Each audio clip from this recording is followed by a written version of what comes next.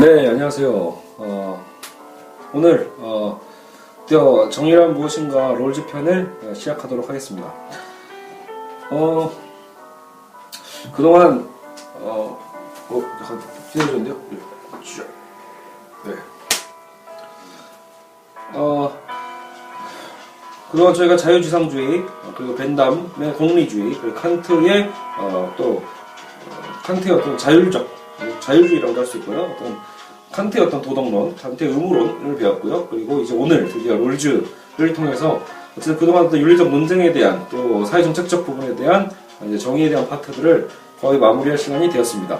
물론 이제 샌델 자체, 이 책을 쓴 샌델의 의도였던 이제 아리스토텔레스의 어떤 개념도 이 시간이 되면 또 제가 또 준비를 하겠지만 사실 마이클 샌델의 정의란 무엇인가는 여러 가지 논쟁점을 살펴봤을 때 실제로 이제 이 책은요 정작 샌델이 주장하고자 하는 이런 대안은 그렇게까지 외력적으로 다가오지 않는 부분이 문제입니다. 그러니까 모호한 부분이 분명히 있거든요. 그 모호성 때문에 오히려 이 책을 읽는 사람들은 정작 남는 건 뭐냐면 어떻게 보면 방금 제가 지금 강의하고 있는 것처럼 그동안에 있었던 어떤 여러 가지 학파들, 계열들에 대한 측면들을 정리하기에 너무나 좋은 개론 강의였다라는 거죠.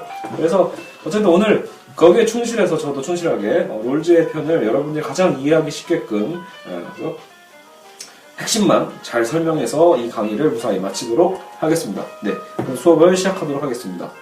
사실 제가 여기 이 음악 하느라고 이 음악을 유튜브에서 지금 틀고 있거든요. 굉장히 허접하죠. 그래서 근데 이 유튜브가 인터넷이 연결돼야지만 나오기 때문에 제가 갑자기 이 비행 모드 해놓는 걸 깜빡했어요. 그래서 지금 강의하는 도중에 갑자기 전화가 울리는 바람에 사실 지금 전혀 처음부터 재촬영을 하고 있는 겁니다. 지금 제 인상이 안 좋죠. 예. 왜냐면 제 수업 들어보신 분들은 알겠지만 제가 가장 싫어하는 게 했던 거 또 하는 겁니다. 그죠? 그러면 어떻게 수업을 매번 또 하냐? 너는 어떻게 매번 수업을 또 하는 그런 강의하는 일을 하냐라고 하시겠지만 여러분 사실 저는 그렇게 생각하거든요. 똑같은 주제를 강의해도요. 그러니까 이런 거죠. 제가 지금 찍는 이 영상만큼은 제가 지금 여러분 이 포맷이 뭐야? 지금 강의 포맷이요. 이게 나홀로 철학이잖아요. 그러니까 뭐 정말 이거 외로운 거죠. 외로운 고독한 수업이잖아요. 그러니까 저 혼자는 고독한 수업이기 때문에 또 하는 게 지겨운 반복이 되죠. 그죠? 어떻게 보면요.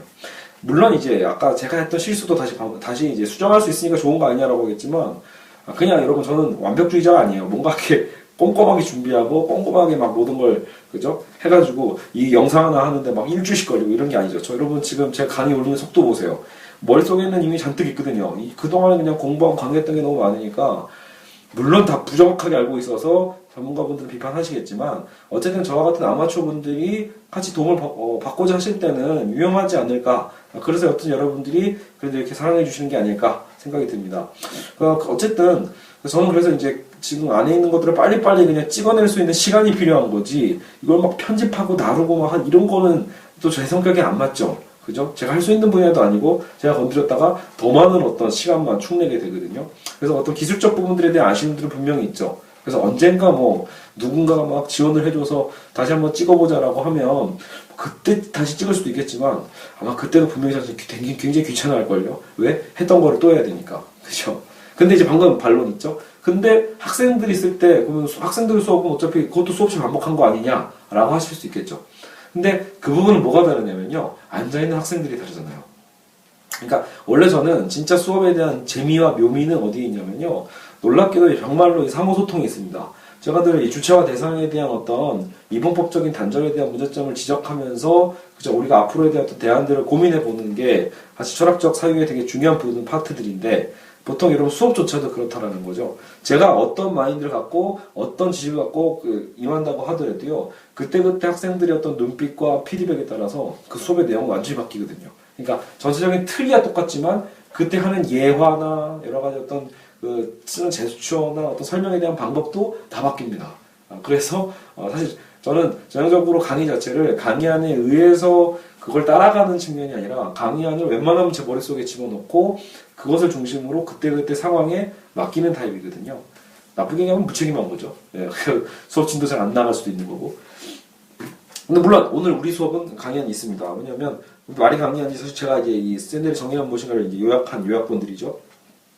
제가 빼먹는 내용이라도 있으면 안 될 것 같아서. 근데 문제 저도 마찬가지더라고요. 이걸 보고 하면 빼먹는 내용은 없을지 모르겠지만 강의는 버벅대기 시작한다는 거죠. 이미 머릿속에 어느 정도 정리되어 있는 걸 믿고 풀어내면 훨씬 더 편하게 강의가 술술 나오는데, 그렇죠? 이 텍스트를 보고 하면 어차피 다 읽을 수 없잖아요. 다 읽으면 너무 딱딱하고 너무 재미없거든요. 그러니까 이거를 엑기스만 뽑아내는 과정인데, 이 부분에서 아마 제 준비 미흡에 의해서 오히려 더 그냥 이렇게 글이 잔뜩 있는 것 자체는요 전혀 도움이 안 되죠. 그죠? 이거 여러분 강의하거나 발표할 때는 사실 이렇게 준비하는 게 아니죠. 원래 딱 그 제목만 갖고 떠오르게끔 준비하는 거거든요.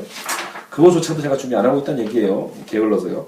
자, 근데 여하튼 오늘 수업을 바로 시작해 보도록 하겠습니다. 일단은 제일 중요한 지점부터 생각을 해볼게요. 어차피 롤즈가 왜 위대한가, 그죠? 왜 유명한 것인가를 살펴볼 때, 자, 자유와 평등이라는 두 가지 가치가 여러분 이 정의에 있어서 가장 중요한 표현들이죠. 결국은요. 논제를 좀 피해갈 수 없는 부분이죠.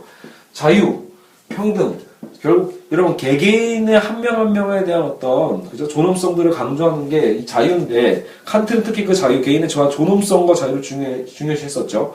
하지만 여러분 자유주의 학자에는 칸트만 있는 게 아니었잖아요. 오히려 칸트보다도 누가 더 많다?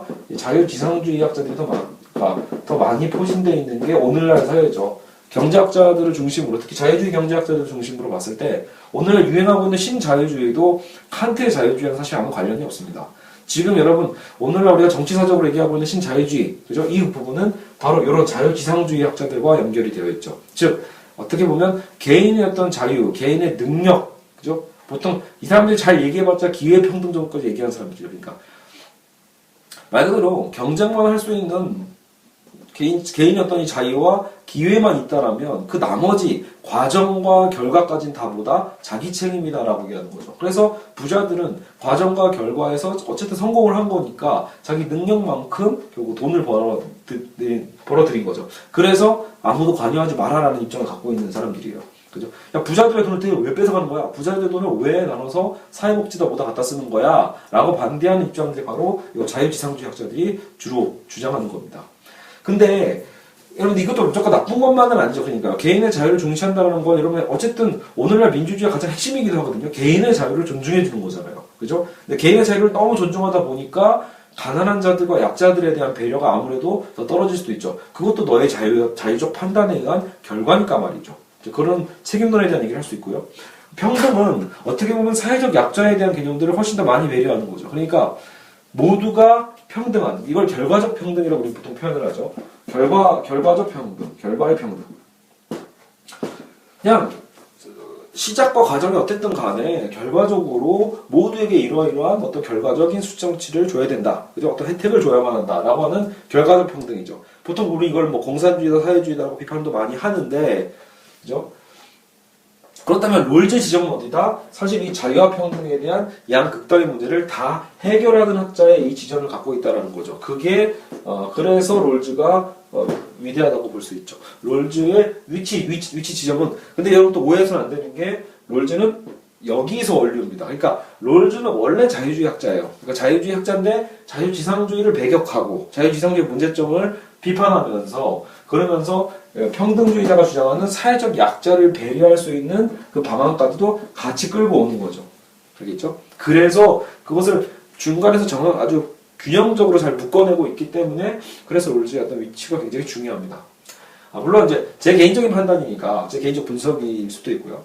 그러니까 시작은 자유주의인데 결국 끝나는 지점은 이 결과적인 어떤 평등주의자에 좀 가까운 측면이 있지 않냐라는, 그래서 비판을 많이 받고 있는 것도 사실이거든요. 그러니까 양쪽에서 다 비판합니다. 이 자유지상주의 학자, 이쪽 극단에 있는 학자들은 야, 이 새끼 배신자야, 이거 자유주의라고 말만 했지 결국은 결과적으로 평등을 주장하고 있잖아 라는 느낌으로 비판을 받고요. 평등주의 내에서는 환영하는 게 아니라 또 비판합니다. 왜냐면 야, 이게 어설프게 말이야, 이 자유주의의 철학을, 자유주의를 사상을 확산시키면서 결과적으로 마치 평등, 떡건물 주듯이 어떤 사회적 약자에 대한 그죠?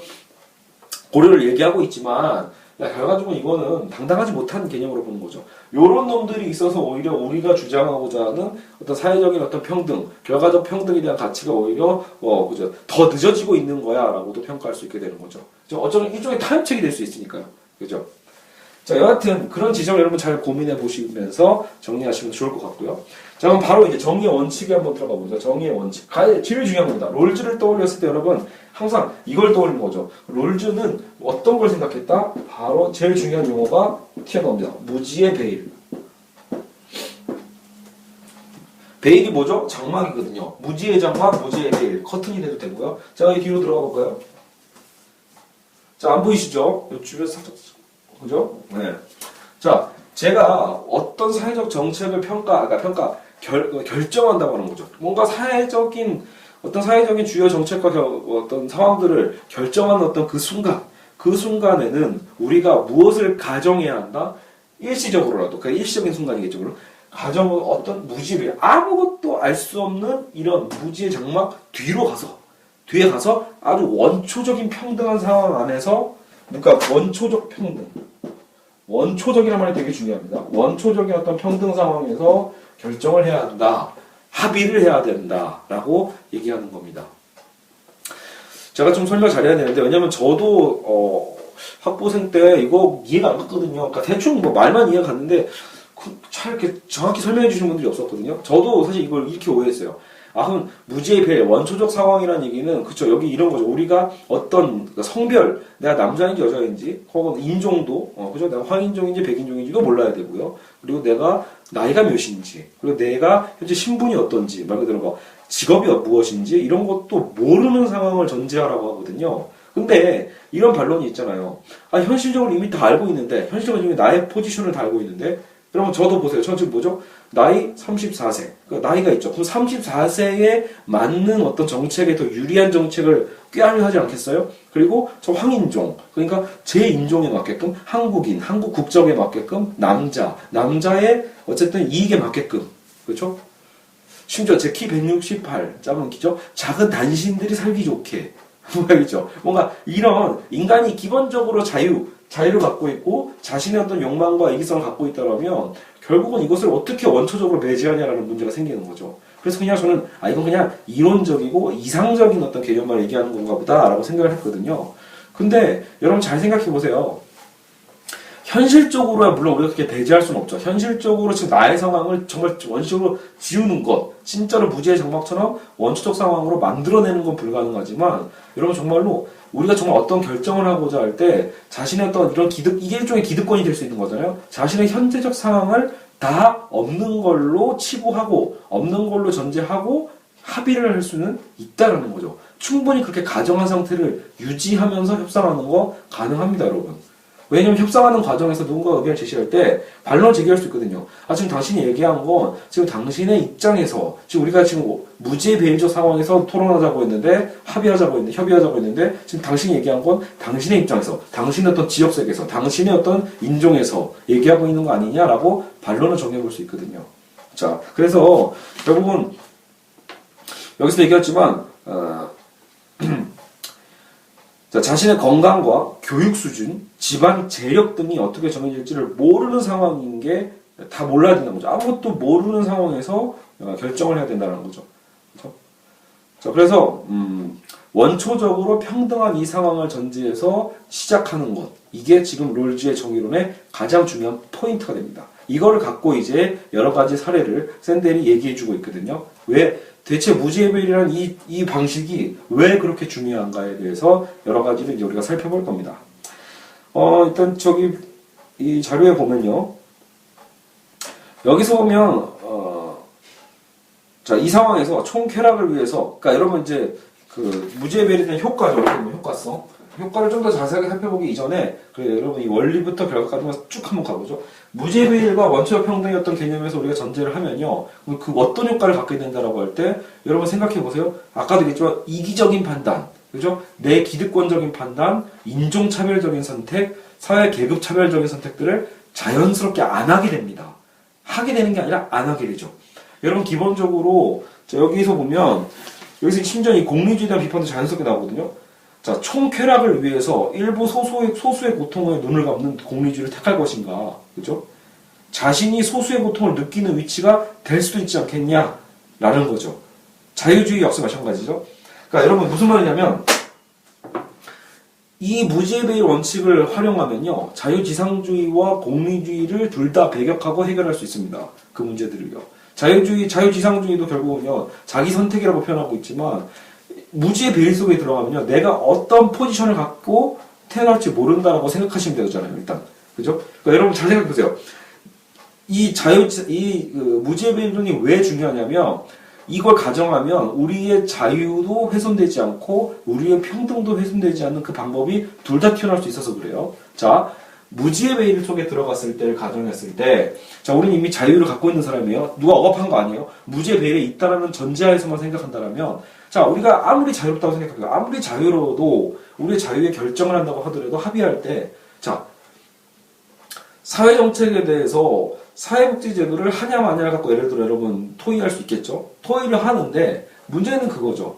자, 아까처럼 자유지상주의론자에서 봤을 때는요, 사회적 약자에 대한 부분들은 배려의 가치가 별로 없어요. 왜냐면 물론 자발적으로 내가 불쌍해서 내가 저 사람 너무 불쌍한데 그래서 자기 혼자 개인적으로 판단해서 도와주는 것까지 뭐라고 안 해도 자유지상주의 입장에서는 정책과 제도적으로 이렇게 그 수입의 일부분들을 세금으로 띄어가서 가난한 자에게 나눠주는 행위를 굉장히 비판하는 게 자유지상주의였잖아요. 그러니까 이 사람들의 입장에서는 사실 사회복지 정책을 반대하는 게 기본적인 방향성이 되는데요. 근데 이 무지의 베일에서는요, 오히려 자기 이익을 위해서라도 사회복지 제도에 대한 안전장치를 마련해야만 합니다. 왜 그렇죠? 지금 우리가 원초적 상황이라고 했잖아요. 내 신분도 인종도 내 계급도 모르는 상황. 그러니까 여러분 이런 거죠. 내가 남자나 여자인지 성별 자체도 모른다고 판단하면 자연스럽게 여러분 지금 여러분 이 한국 사회 어때요? 남성 위주의 사회가 솔직히 되어 있잖아요. 어느 정도요? 물론 이게 많이 타파되고 있지만 남성 우월주의 사회에서 우월주의 사회 이 한국적 상황에서 만약에 무지의 베일에 의해서 내가 남자인지 여자인지를 모른다는 상황을 전제하에서 정책을 내놓는다면 최소한 뭐가 없어지겠죠? 내가 여자가 될 수도 있는 거잖아요. 내가 이 사회에서 여자일 수도 있다는 가능성 하에서 생각한다면 얼마든지 남자와 여자에 대한 정책만큼은 성별로 차별이 없게끔 만들겠죠. 만약에 한국처럼 남성 우월주의 사회에서 태어난다고 했을 때 내가 여자로 태어나면 당연히 여러분 어때요? 부당한 대우를 받게 되는 거잖아요. 그죠? 그러니까 그 약자 입장에 처하게 되면 열받죠. 사실 억울하고요. 그러니까 그러지 않게끔 우리가 지금 결정하는 포지션에 있다고 했을 때 무지의 베일을 전제해서 한다면 내가 충분히 여자가 될 수 있다는 전제하에서 여자도 남자에게 전혀 꿀리지 않는 오히려 평등한 정책을 추진하려고 노력하겠죠. 그 지향성이 그렇다는 거죠. 자, 인종도 마찬가지예요. 제가 지금 황인종인지 백인종인지 모른다고 태어나서 한다면요.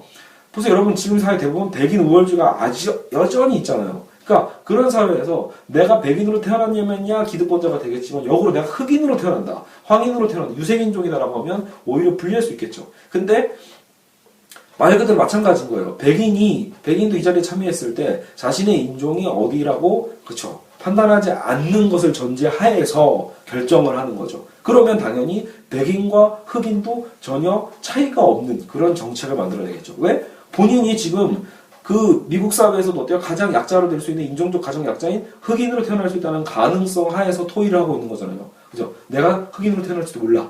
그러면 흑인으로 태어났더니 불공정해. 사회가 완전히 불균형해. 이러면 얼마나 억울하겠어요. 그러니까 그럼 흑인도 얼마든지 차별대우 받지 않는 그런 사회적 제도를 만들겠죠. 이해 가시죠, 여러분? 그러니까 우리나라와 생각이 마찬가지잖아요. 지역색 때문에 싸우는데 경상도로 태어나냐 전라도로 태어나냐 이거 마찬가지죠. 지역적인 어떤 편차와 풍파가 없게끔 수도권이냐 아니냐 이런 것이 없게끔 다 여러분 이게 뭐야? 다 뭉뚱그려서 다 평등하게 다 무지의 베일 속에서 결정하자고 하면 모든 걸 다 어때요? 자신의 자유, 자신의 개인의 이익, 자유의 원리에 의해서 내 이익을 위해서라도 결과적으로 보다 평등한 제도를 배치해 놓을 수밖에 없다는 거죠. 보장한 우리의 가장 위기적 상황을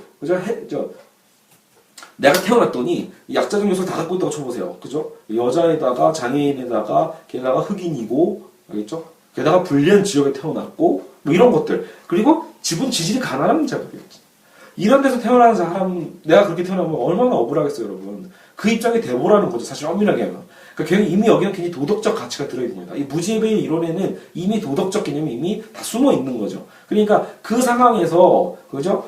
결국은 나를 위해서라도 정책관을 어떻게 만들어야 된다? 이러이러한 약자들이 전혀 불이익받지 않게끔 자신을 위해서라도 그러니까 정책가들도 뭐예요? 자기를 위해서라도 평등한 나름대로 평등적 가치를 실현할 수 있는 제도를 마련해야겠죠. 그래서 자유와 평등 두 마리 토끼를 다 잡을 수 있는 게 바로 이 무지의 베일의 원칙입니다. 아시겠죠? 예, 괜히 제가 이 텍스트를 보면 버벅거리는데 차라리 안 보고 하니까 훨씬 더 자유로운 것 같네요. 예, 역시. 네. 자, 그리고 두 가지 원칙을 도출하는데 이 얘기는 제가 보기엔 나중에 해도 될 것 같다는 생각이 드는데요.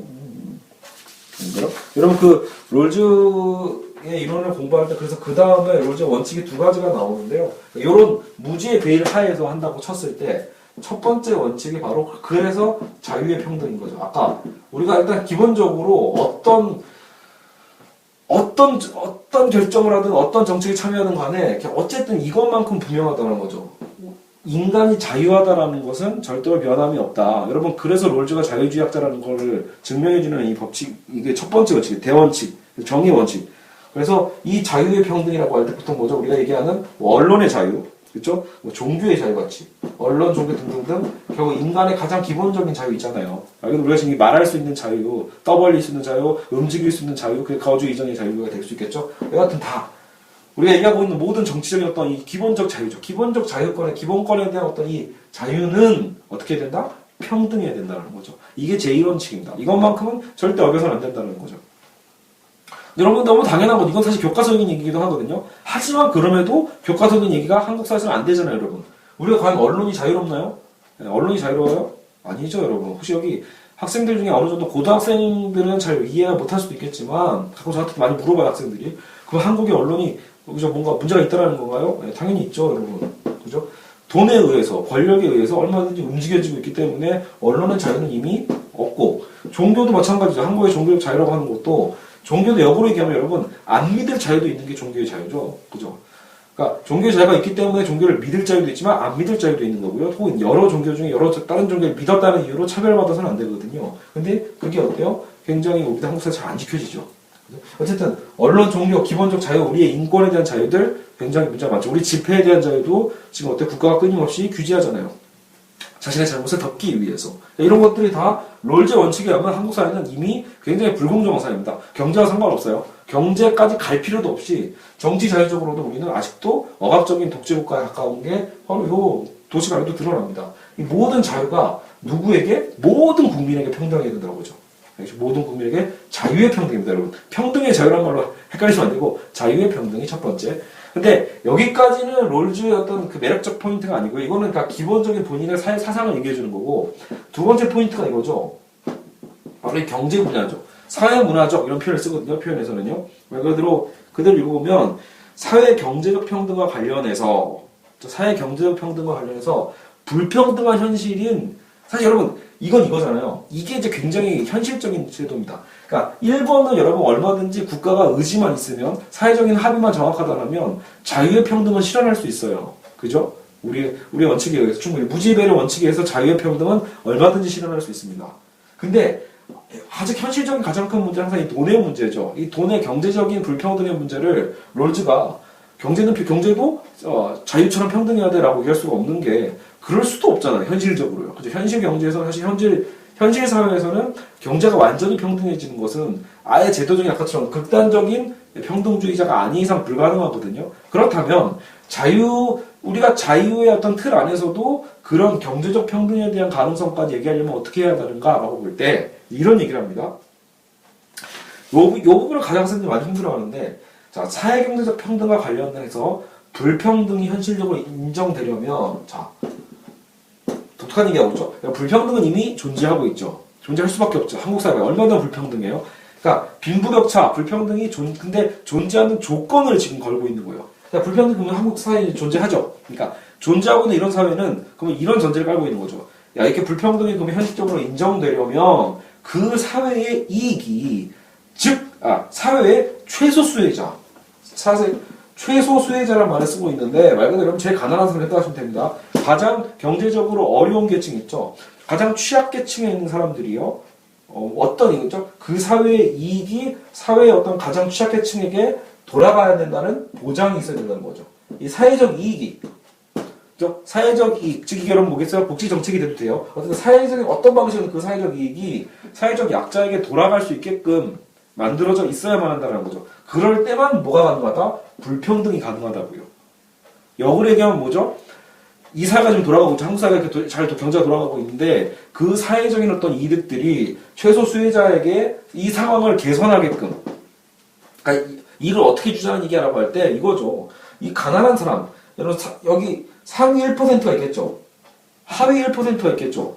상위 1%와 하위 1%의 사람이 엄청난 격차, 이 격차가 인정되려면, 여러분 이런 불평등 자체가 인정되려면 이 사회적 이익이 이 1%의 최악계층의 상황을 어떻게 만들어야 된다? 더 좋게끔, 이익이 되게끔 돌아가야 된다는 전제하에서만 가능하다는 얘기예요. 다시 얘기하면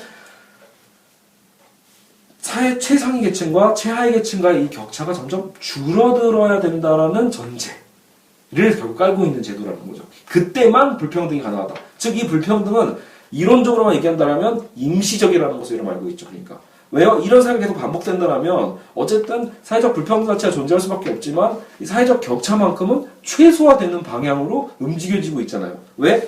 어차피 여러분 그 돈은 어떻게 넘어오죠? 최상위 부자의 어쨌든 결과적으로 그 부자의 돈의 일부가 흘러서 다시 내려가는 거겠죠. 일종의. 그래서 결국은 이 양극단의 격차가 점점 줄어드는 방향으로 가까워지는 상황, 이런 움직임이죠. 이런 운동적 방향을 갖고 있지 않으면 사회경제적 불평등은 있어서는 안 된다라는 거죠. 야, 그럴 바에는 있어서는 안 돼라고 부른 거예요. 그러니까 그런 사회는 왜? 다시 얘기하면 여러분 기준이 뭐예요? 정의란 무엇인가잖아요. 불공정하다라는 거죠. 그런 사회는 공정하지 못한 사회다라는 것을 기준으로 보여주고 있는 거예요. 그러니까 진짜 공정한 사회는 뭐다? 사회의 가장 취약계층이 다시 얼마든지 위로 올라갈 수 있게끔 그 기회를 주는 사회. 근데 기회라는 게 단순히 제도적 기회가 아니라 경제적으로 실질적으로 도움을 줘서 올라올 수 있게끔 만들어주는 사회. 그때만이 우리는 이 불평등 제도를 인정할 수 있다라고 롤즈는 얘기를 합니다. 그렇죠? 오케이. 자, 그러면 이제 샌델의 이제 예시들이 쭉쭉 나오는데 이것들은 좀 더 쌈박하게 정리를 해보도록 할게요. 지금 이제 제가 여러분 이게 답니다, 사실은요. 롤즈의 파트에 대해서 여기까지 여러분 만약에 이해를 하셨다면요, 사실은 뭐 더 이상 이 강의를 안 들으셔도 됩니다. 여기서 이거야? 오케이 라고 하면서 마무리하면 되고요. 예, 좀 더 그래도 자세하게 듣고 싶다 하시는 분들은 이제 여기 설명을 들으시면 되겠죠. 이 파트는 계약의 도덕적 한계라는 개념이 나오는데요. 이제 어쨌든 실제 계약 상황에서 효력이 발생하는 것, 계약의 효력이죠.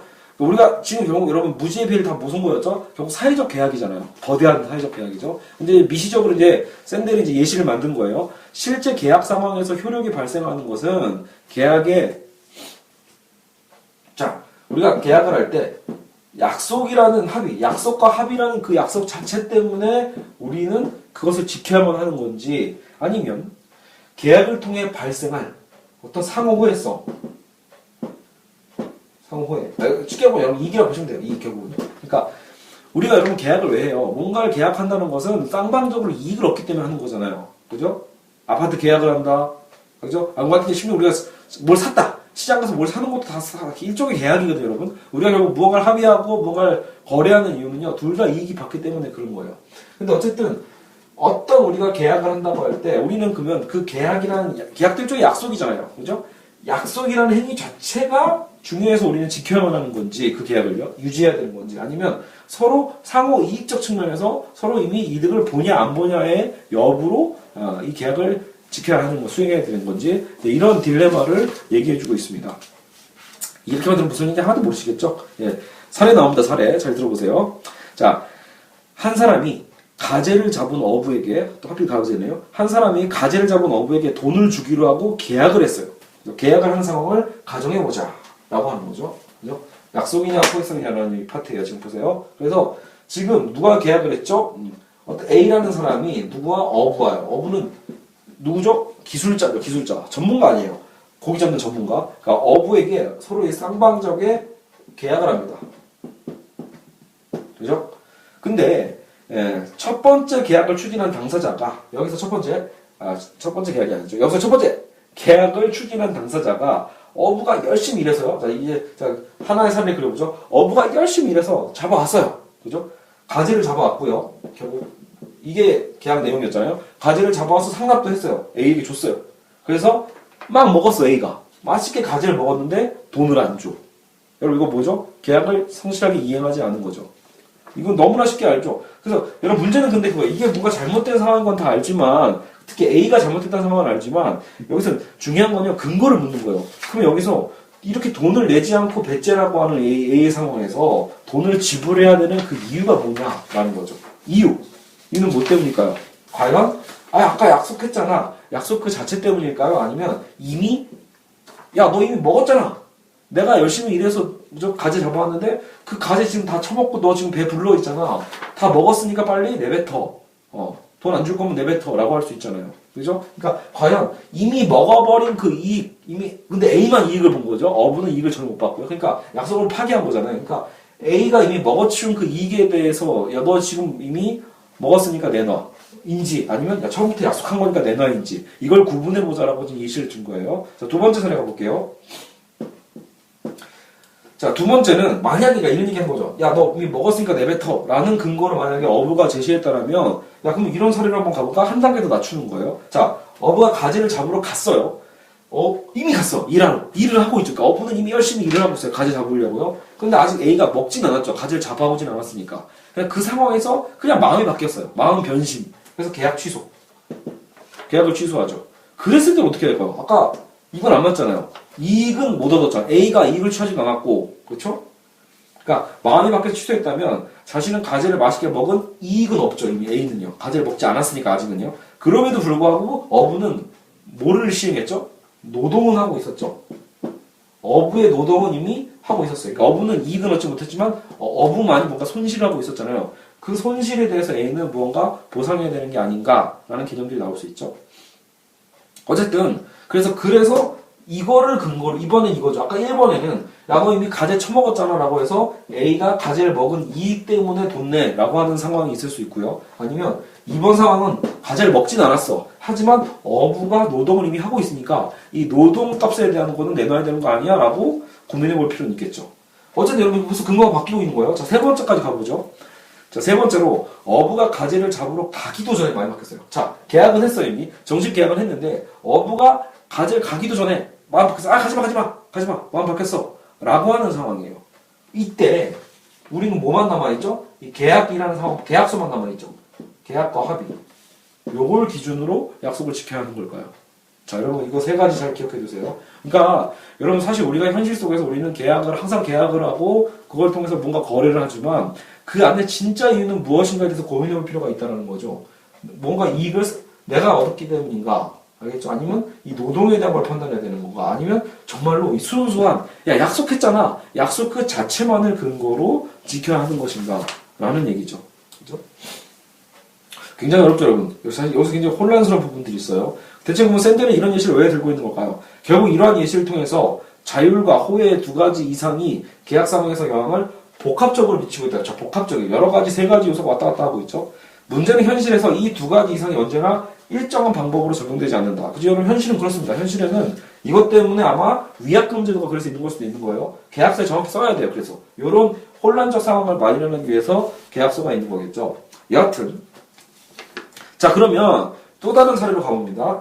자, 그러면 이제 이 합의만을 강조하고 이걸 보고 오죠. 합의만을 강조했을 때는 어떤 문제가 있는가를 이제 보는 거죠. 예를 들어. 그래서 자, 어쨌든 약속의 가치 자체를 굉장히 중시하는 것도 말 그대로 자유주의의 개념일 수 있을 텐데, 자, 합의만을 강조했을 때 문제를 살펴볼게요. 만약 계약을 하게 되는 두 당사자 사이에서 한쪽이 더 많은 정보를 갖고 있으면 부당한 계약을 하게 되는 경우가 얼마든지 많다.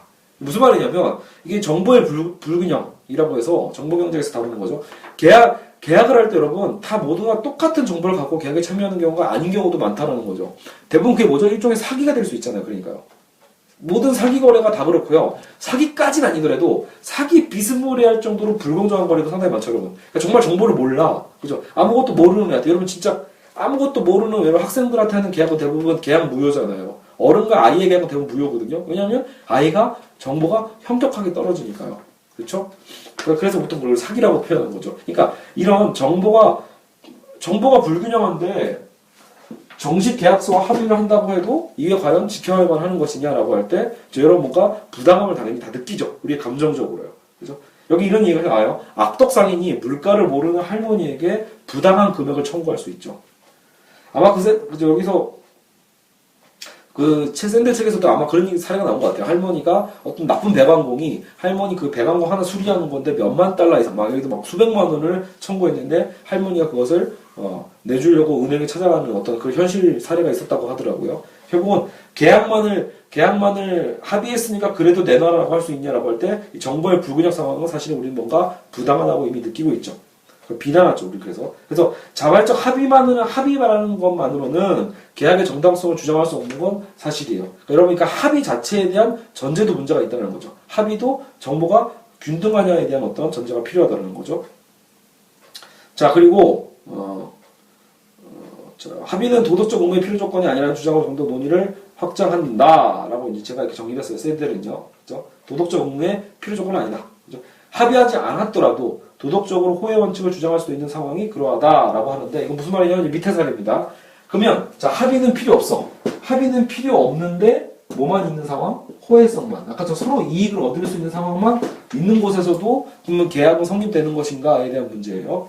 그래서 이건 실제 그 데이비드 유명한 철학자 있죠. 데이비드 휴메 사례예요. 그러니까 자기가 집을 쉽게 얘기하면 자신이 집을 임대했어요. 임대했는데 그 임차인이 있겠죠. 임대 사용자.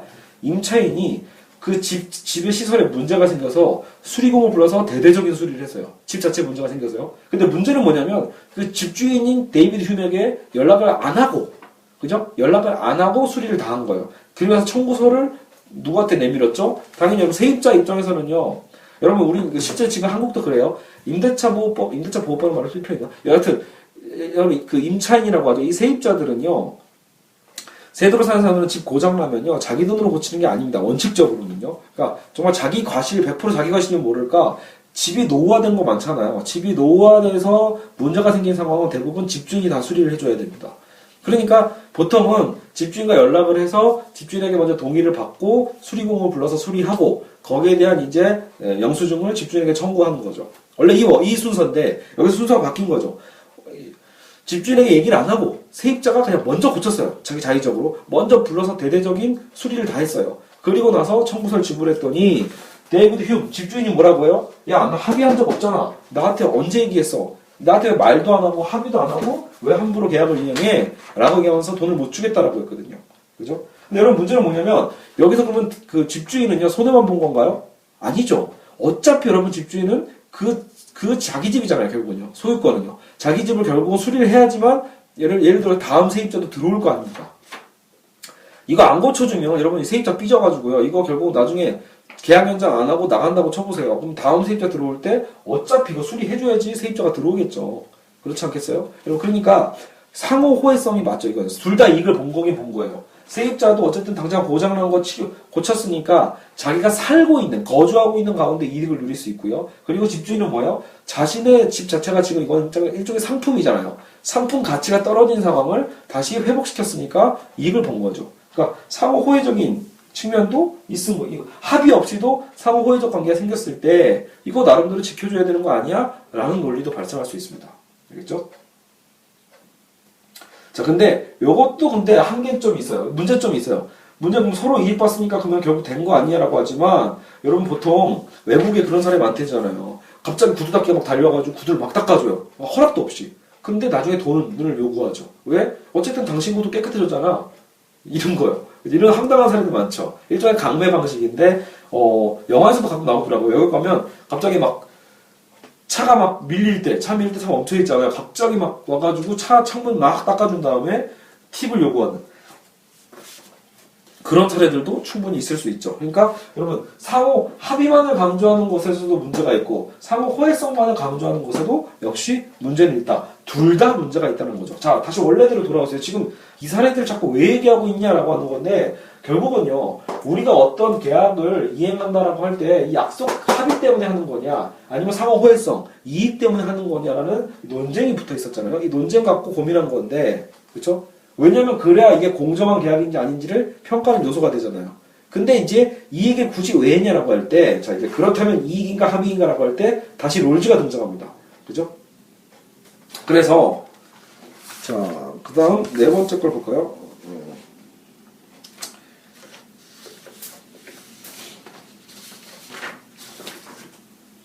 자, 그러니까 이익인가 합의인가라고 봤을 때 롤즈의 사상을 설명하면서 도덕적 의무가 합의에서만 발생하는 게 아니라 호혜성을 함께 따져야 한다며 의무의 적용 범위를 넓게 하고 있다.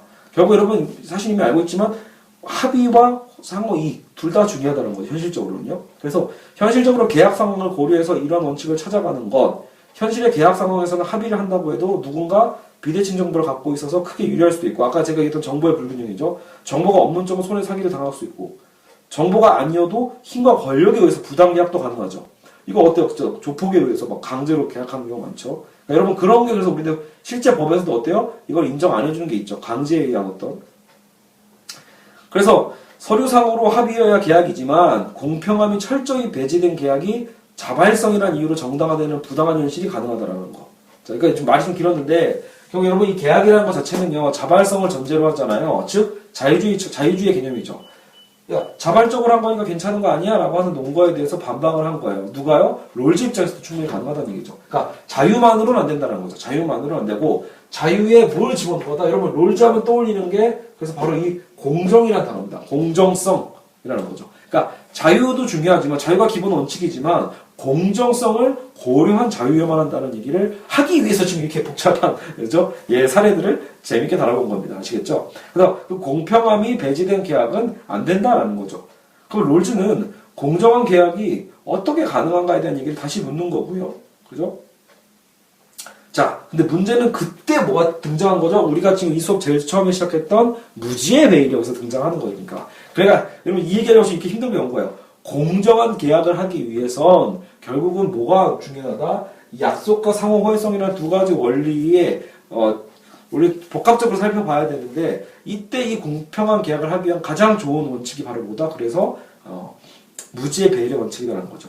상호 어쨌든 서로 가장 공평한 공간이죠. 그죠? 어떤 약간처럼 계약을 하더라도 모두가 모두의 어떤 상황이 알 수 없는 상황, 모두가 결국은 하나의 동일한 원초적인 어떤 상태에서 각자 쌍방 계약을 하게 된다라면 적어도 이 합의 자체도 합의 내용도 공정성을 갖춘 합의적인 내용을 끌어올 거다라고 보는 거죠. 알겠죠? 자, 굉장히 힘든 얘기 하려고 이렇게 했네요. 그래서 무지의 장박이 바로 이러한 힘과 지식의 평등을 보장해 준다라고 얘기하고 있는 겁니다. 알겠죠? 자, 그리고 이제 정의의 두 가지 원칙이 나오는데요. 자, 이거는 아까 제가 처음에 했던 그 얘기의 반복입니다. 제가 처음에 이제 안 하고 넘어갈까 했다가 했던 얘기죠. 아까 첫 번째 원칙, 두 번째 원칙이죠. 자, 일단 자, 롤즈의 주장대로 정의로운 계약을 위해서 원초적으로 평등한 상황에서 합의를 끌어낸다면 어떤 원칙들을 선택할 것인가라고 할 때, 그러니까 이제 아까 그 계약, 우리가 원초 상황에서 계약을 하게 된다면 우리는 정말 그 계약서 이제 내용을 살펴보자는 거죠. 우리는 어떤 사회적 정책과 어떤 계약을 하게 될 것인가라고 할 때 일단 공리주의는 아닐 거다라고 얘기하는 거죠. 공리주의 직격 이거죠. 왜냐하면 여러분 공리주의는 아까도 얘기했지만 이미 우리가 분리해질 수 있는 상황이 있죠. 적어도 모든 인간은 어떤 목표를 추구하고 존중받고 싶어하는 욕구가 있는데, 그렇죠? 모든 인간에게 존엄성이 있잖아요. 근데 자신이 민족, 종교, 아까처럼 인종, 심지어 성에 대해서 소수 집단으로 속하게 되면 다수의 이익을 위해서 무조건적 희생을 당하게 될 거 아닙니까? 이해 가시죠? 아까 처음 했던 얘기를 다시 반복한 겁니다. 그러니까 여러분, 단지 이름만 정확하게 그러니까 공리주의는 왜 안 된다? 우리가 원초적 상황에 의하면 공리주의는 택하지 않는다. 그러니까 즉 고로 공리주의 원칙이 공정한 원칙이 아니야라는 것을 증명하고 있는 거죠. 그죠? 왜냐하면 공리주의는 다수의 행복만을 위해서 개인의 어떤 소수의 어떤 불이익 같은 것은 눈 감고 넘어갔잖아요. 그죠? 그러니까 여러분 어때? 우리나라의 성적 소수자들에 대한 어떤 인권에 대한 것도 오히려 뭐죠? 여러 가지 근거 중에 하나가 있지만 사회 전체의 어떤 이익을 해야 한다. 사회적 어떤 비용을 발생시킨다. 이런 개념식으로 막 넘어가는 경우가 많죠. 인권 침해에 대한 부분도요. 그래서 공리주의는 안 되고요. 그래서 어쨌든 아까 첫 원칙, 모든 시민의 양심과 자유, 사상의 자유를 포함한 기본권을 평등하게 누리게 하자. 그게 첫 번째 원칙이라고 제가 얘기를 했죠. 그리고 이제 두 번째, 사회경제적 불평등의 발생 상황을 어떻게 해소할 건가? 라고 할 때, 아까 얘기했던 게 이제 그겁니다. 가장 사회 약자 계층에게 이익이 돌아가는 경우에만 사회경제적 불평등이 인정 가능하다라고 했죠. 처음 얘기를 잘 이해하신 분은 되실 거고요. 근데 여기 예를 이렇게 들고 있네요. 예를 들어 의사에게 상대적으로 높은 보수를 주되 실제로 보통 어때요? 의사가 급여가 높죠, 그죠? 근데 이 이익을 통해서 가난한 시골 지역 의료 서비스가 개선되었다면 이는 차등 원칙에 적합하다라는 거죠.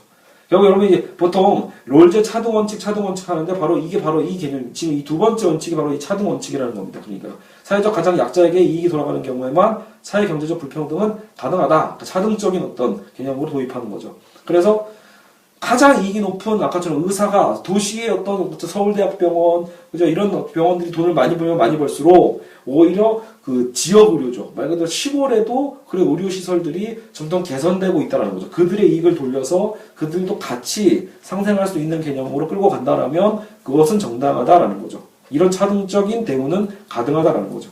반면 의사의 보수가 증가하고 있는데 정작 베버리힐스 같은 부유층의 성형수술만 늘어난다면 롤즈의 차등 원칙에 적합하지 않다라는 예시를 제시하고 있죠. 그렇죠. 우리나라도 마찬가지 아니겠어요? 의사의 보수가 증가하고 있는데 어때요? 거기 청담동, 강남의 어떤 끊임없는 어떤 부유층의 성형수술만 늘어나고 있고, 그죠? 정작 지역으로 아까 지방에서는 막 치료받지 못해서 돌아가시고, 그죠? 아픈 어떤 노인분들이 많다라면 이거는 불공정한 사회다라는 거죠. 인정될 수 없어라는 겁니다. 이런 격차는요.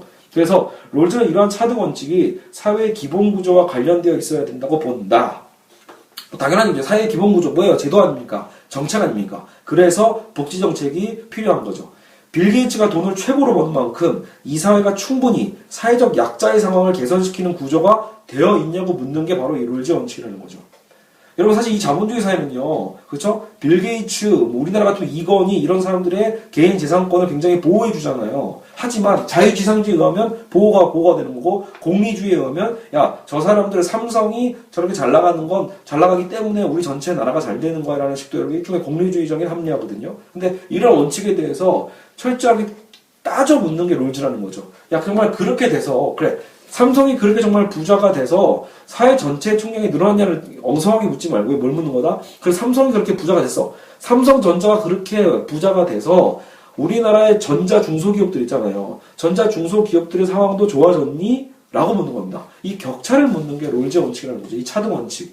근데 그 상황이 안 좋아지고 대기업과 중소기업의 차이가 점점 더 벌어지고 있다라면 이건 잘못 가고 있다라는 반증이 됩니다.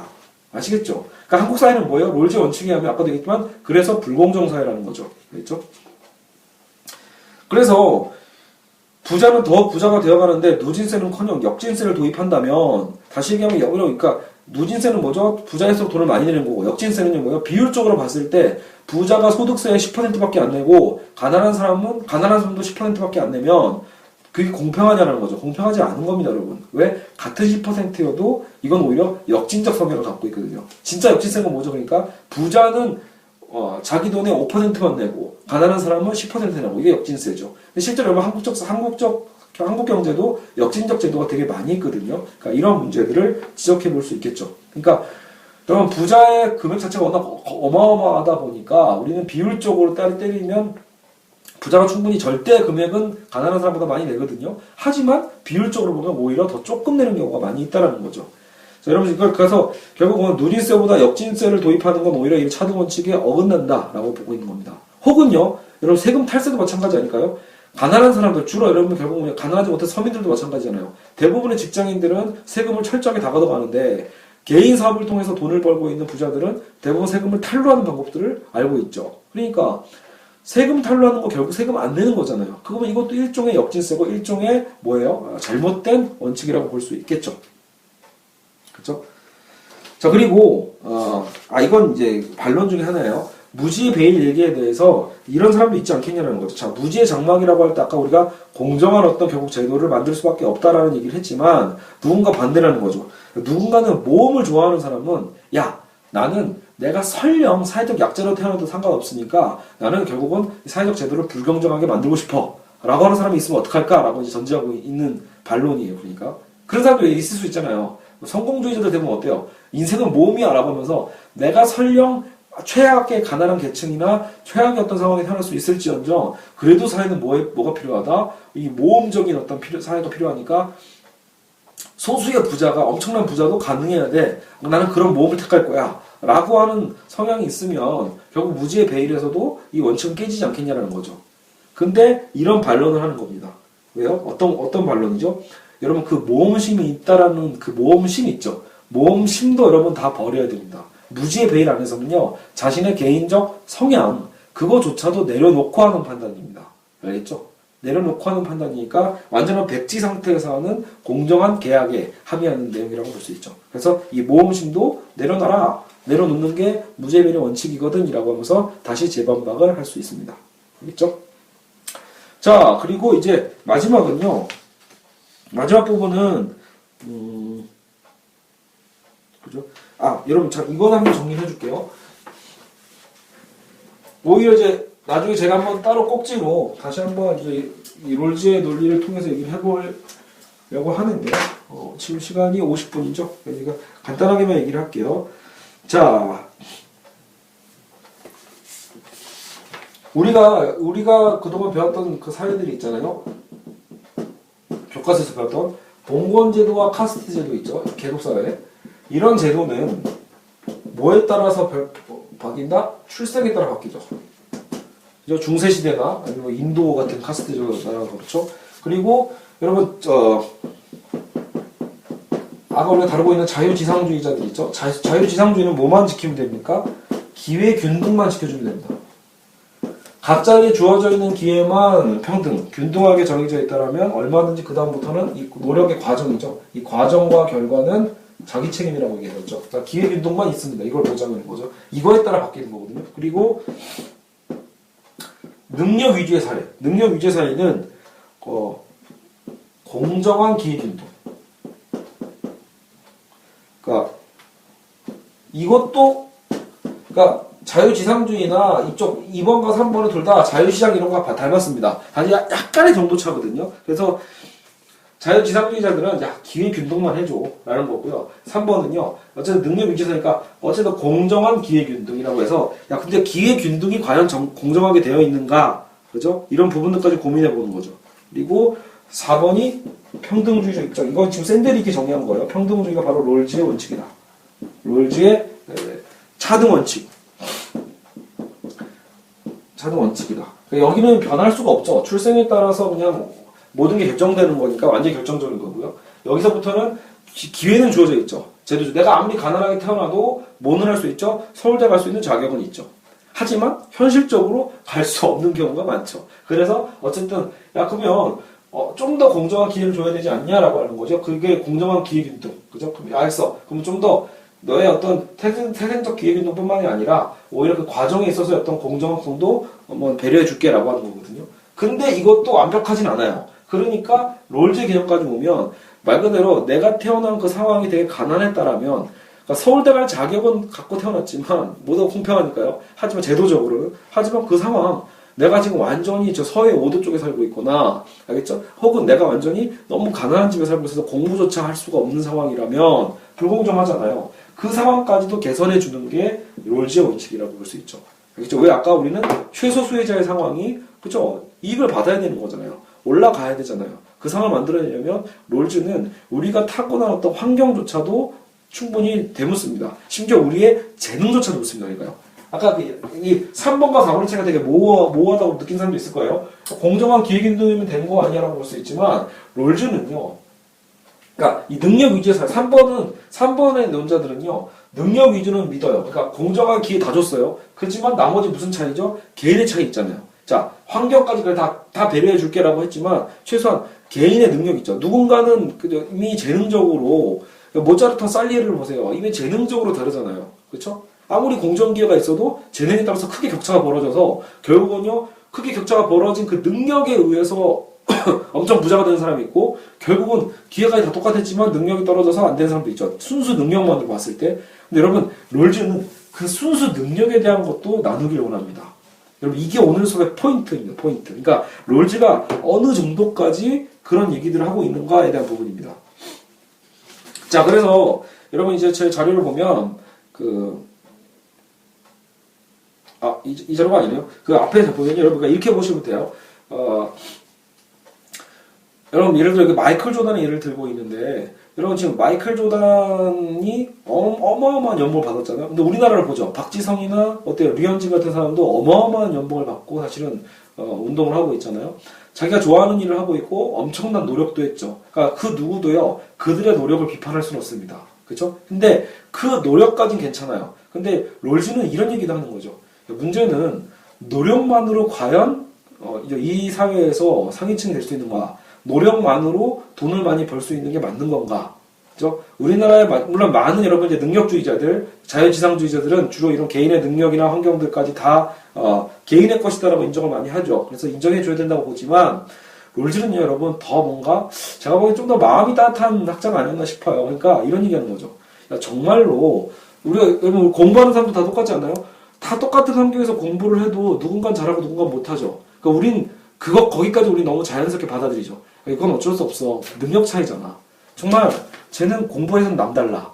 쟤는 정말 피아노에서는 남달라. 쟤는 피겨에서 남달라. 쟤는 야구에서는 남달라. 그래서 우리가 그런 능력들이 있죠. 재능이라고 하죠. 타고난 재능. 그죠? 물론 여러분 타고난 재능도 있고 그 재능을 노력하는 것도 있죠. 그러니까 어떤 거든 좋아요. 타고난 재능에 엄청난 노력을 곁들여서 여러분 결국 세계적인 스타들이 나오잖아요. 그렇죠? 세계적인 슈퍼스타들이 나오고 그 슈퍼스타들은 엄청난 부를 갖추게 되거든요. 우리는 그 사람들 보면서 굉장히 대리만족하고 행복해도 하죠. 그죠? 하지만 간접적 행복일 뿐이지 그들이 잘 된다고 해서 우리에게 정말 어떤 경제적 이득이 되는 건 아니죠. 그죠? 자, 여러분 여기서 열패감이라는 게 좀 느껴지죠. 사회가 여전히 우리는 공정한가에 대해서 롤즈는 좀 더 집요하게 묻고 있습니다. 과연 너가 재능이 없게 태어난 거, 심지어는 여러분 노력하기 싫어하게 태어난 애도 있지 않을까요?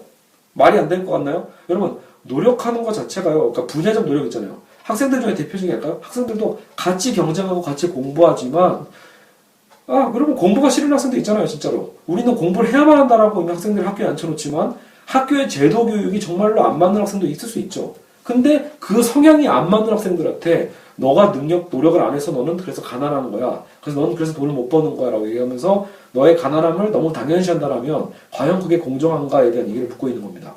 그래서 롤즈는 심지어 재능에 의해서, 심지어 노력에 의해서죠. 그러니까 꾸준히 그 노력에서 돈을 벌었다 하더라도 우리는 여전히 류현진이나 박지성이나 이런 유명 슈퍼스타들에게도 어마어마한 세금을 때려서 뭘 만들어야 된다? 그런 재능이 없는 자들. 노력을 해도 안 되는 사람 있잖아요, 여러분. 노력을 해도 능력이 떨어져서 노력을 해도 능력이 안 되는 사람들에게 기회를 주는 거죠. 여러분, 그게 롤즈입니다. 이해가시죠? 여러분, 그러니까 이게 굉장히 중요한 개념입니다.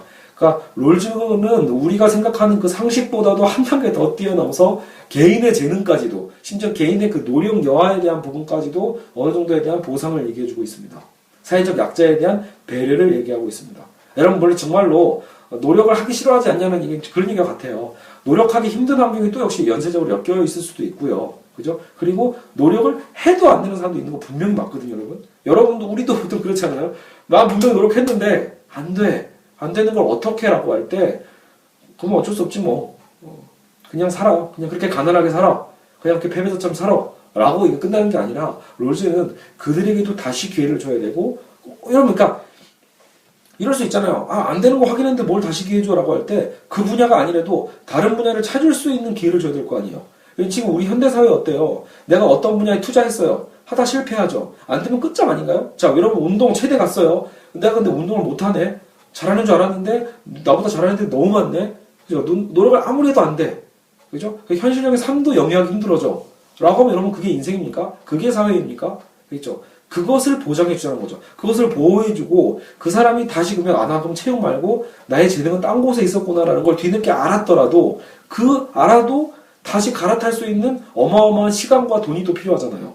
그걸 국가가 해줄 수 있어야 되는 거 아닌가? 그걸 이 사회가 해줄 수 있어야 되는 거 아닌가? 그것을 재능 있는 그 사람들이 자신이 얻었던 혜택들을 다시 나눠줘야 되는 거 아닌가? 이런 이제 반박들을 해보는 거죠. 알겠죠? 그래서 여러분, 롤즈가 생각하는 사회는 훨씬 더 그 공정함에 대해서 엄격하게 사유하고 있다라는 거. 나중에 여러분 이 사례적 파트들을 따로 띄어다가 제가 나중에 한번 우리 정의란 무엇인가 또 특집으로, 알겠죠? 특집으로 한번 다뤄보도록 하겠습니다. 자, 이제 롤즈에게 들어오는 반박에 대한 재반박만 하면서 마무리를 할게요. 벌써 1시간이 됐거든요. 자, 경력은 이런 얘기가 나오네요. 자, 롤즈 주장에 대한 대표적 반박들이에요. 어려운 사람을 돕는다고 사회구조가 세금을 높이고 임금 격차가 줄어들면 능력과 부를 갖고 있는 자들이 더 이상 노력을 하지 않고 능력 개발을 스스로 포기해서 사회 전체에 해악을 미치는 결과가 오지 않겠냐? 자, 여러분 이게 바로 뭐죠? 자유주의와 공리주의의 반박이죠. 말 그대로 롤즈의 개념대로 보자면 결과적으로는 어쨌든 사회복지제도가 필요하다는 얘기고 부자의 돈을 띄어다 가난한 사람 주자는 얘기인데 그렇게 되면 부자들이 결과적으로 뭐죠? 삐졌다. 열받는, 억울한 거죠. 내 노력에 의한 정당한 대우가 아니야라고 해서 결국은 더 노력을 오히려 안 하게 되고, 그래서 이 사람들이 노력을 안 하게 되면 사회 전체의 부가 감소하지 않겠냐라는 거죠. 개인의 자유의 침해에 대한 개념으로 보면 자유지상주의자의 반박이고요. 그래서 사회 전체의 이득이 줄어들지 않겠냐까지 와버리면 공리주의자의 반박이 되죠. 이거 분리 가능하신가요? 네, 이거 나중에 사례 연습을 한번 가볼게요. 여하튼 이해하셨다면 좋고요. 근데 롤즈는요, 이렇게 반박합니다. 차등 원칙도 격려 차원의 보상금으로 생긴 소득 불균형은 허용한다. 즉 여러분 오해해서는 안 되는 게, 자꾸 롤즈가 불균형, 공정사를 주장한다고 해서 여러분 사회적인 아까 불평등을 인정 안 한다고 한 게 아니라는 거죠. 사회적 불평등을 인정하는 사람입니다. 있을 수밖에 없으니까. 하지만 특히 어떤 이 격려 차원의 보상금으로 생긴 소득 불균형을 허용한다. 그죠? 소득 격차를 부인하고 절대 평등을 주장하는 것이 아니다라는 거. 자, 단지 그 격려금이 매우 어려운 환경에 놓인 사람들의 운명을 개선하는 데 쓰여야 된다는 거죠. 그죠? 그러니까 그 격려금이란 말이 뭐예요? 아까처럼 그 부자의 이익의 일부를 띄어가잖아요. 그러니까 그걸 갖고 엉뚱한 데도 많이 쓰잖아요. 대부분요. 그죠? 여러분 부자들의 소득 띄어다가요, 꼭 가난한 사람 돕는 게 아니죠. 가난한 사람에게 흘러가는 걸 우리는 사회복지라고 하는 거고, 사실 대부분의 예산은요, 사회복지보다는 우리나라 보세요. 여러분 90% 심지어 80% 정도의 예산은 다 사회복지와 상관없는 곳에 쓰입니다. 전체적으로 사회 간접 자본에 대한 어떤 부분이나 여러 가지 특수 예산으로 쓰이는 거죠.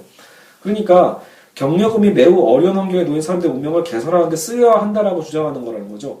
소득 불균형이 정당한 이유는 궁극적으로 어려운 사람을 도우려는 노력을 이끌어내기 때문임을 잊지 말아야 된다.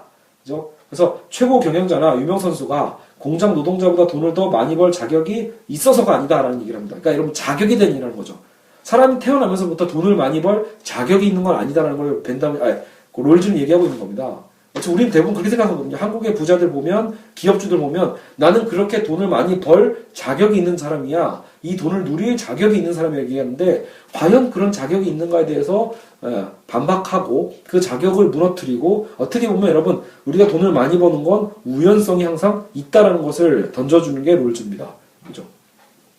맞는 얘기죠, 여러분. 삼성이 지금 이렇게까지 돈이 부자가 된 건 우연히, 노력만이 있는 게 아니에요. 우연히 항상 따르거든요. 그죠? 사회 정책적인 도움. 당시에 독재자 박정희가 없었으면 절대로 삼성은 지금처럼 크지 못하죠. 현대도 마찬가지고요. 그렇죠? 그러니까 여러 가지 요소가 도와주는 거거든요. 그렇죠? 근데 그런 우연적인 요소는 사실 사회 전체가 주는 도움이기도 하거든요. 근데 그런 걸 마치 배제하고, 내가 돈을 많이 번 건 내가 원래 잘나서야, 내가 그럴 자격이 있기 때문이야, 노력을 많이 했기 때문이야 라고 하는 그 자격적 개념으로 얘기하는 거를 롤즈가 비판하고 있는 겁니다. 단지 그렇다고 해서 너가 지금 돈이 많은 상황 자체를 다 내놔 라고 하는 게 아니라, 그죠? 지금 너의 그 자격이 당연하다고 하는 것을 버리고, 그죠? 내가 돈을 많이 번 것에 대한 상황을 감사하면서, 내가 그것을 감사한 방법 어떻게 보면 뭐죠? 사회적 약자도 똑같이 그런 기회를 줄 수 있게끔, 그죠? 그것을 분배하는 것에 대한 얘기를 하는 것 뿐이다라는 거죠. 자, 그리고 노력에 대한 얘기. 그래서 아까 제가 이미 했던 얘기가 같네요. 그러면 롤즈는 타고난 재능은 노력의 결과가 아니라는 이유로 정의를 능력 위주로 해석하지는 않습니다. 그렇죠? 아까 능력을 부인했죠. 수많은 부자들이나 운동선수 스타들은 분명히 수많은 노력을 해왔는데, 그 롤즈는 이런 노력마저도 인정하지 않았다는 얘기입니까? 라는 겁니다. 그래서 롤즈는 여러분 노력 자체는 인정하죠. 그러니까 마이클 조단, 김연아, 그죠? 류현진 이런 사람들의 노력 자체는 인정을 한다라는 거죠. 하지만 그 노력조차도 과정 환경의 산물일 수 있고, 아까도 또 여러 가지 인위적인 요소들 있잖아요. 그죠? 사회적 어떤 흐름도 여러분 도움을 주는 거거든요. 예를 들어 농구가 인기가 없는 시대였다면 마이클 조단이 농구가 인기 없던 시대에 태어나면요, 그 재능 다 필요 없습니다. 이해 가시나요? 네, 그러니까 그런 사회적인 어떤 흐름도 되게 중요해요, 여러분. 알겠죠? 그래서 노력하고 도전해서 소위 자격을 갖춘 사람이 되려는 의지조차도 행복한 가정과 사회적 환경의 영향이다. 즉 여러분, 김연아가 재능을 타고났어도요, 물론 김연아가 부자는 아니었죠, 환경이요. 하지만 김연아의 부모가 그것을 알아주지 않았다면, 김연아의 엄마가 김연아의 그 언니 있었잖아요. 그 언니가 너무 불쌍해서 안 되겠다, 동생 넌 좀 참아라 라고 그렇게 판단했다는 그 순간의 선택이었다면 김연아는 그런 상황, 지금의 김연아가 될 수 없었죠. 그러니까 여러 가지 환경에 대한 어떤 영향이 있다라는 거죠. 게다가 노력의 가치를 인정하라고 주장하는 사람들조차 정작 이 사회가 노력만으로 되지 않음을 모두 인정하고 있지 않냐라고 또 재반론을 한다라는 거죠. 그렇죠, 여러분. 롤즈는 충분히 그렇게 재반론할 수 있죠. 우리도 그렇지 않나요? 노력의 가치를 인정해다오라고 얘기하는 사람들도 이 사회가 노력만으로 되지 않는다는 것을 모두가 알고 있다는 거죠. 그렇죠? 그래서 어쨌든 타고난 재능에 대한 노력을 무조건 폄하하는 건 아니다. 단지 그 노력조차도 여러 가지 환경에서 생겨날 수 있다는 것을 인정하자는 거죠. 자격에 대한 얘기를 역시 또 하고 있는 겁니다. 둘 다요.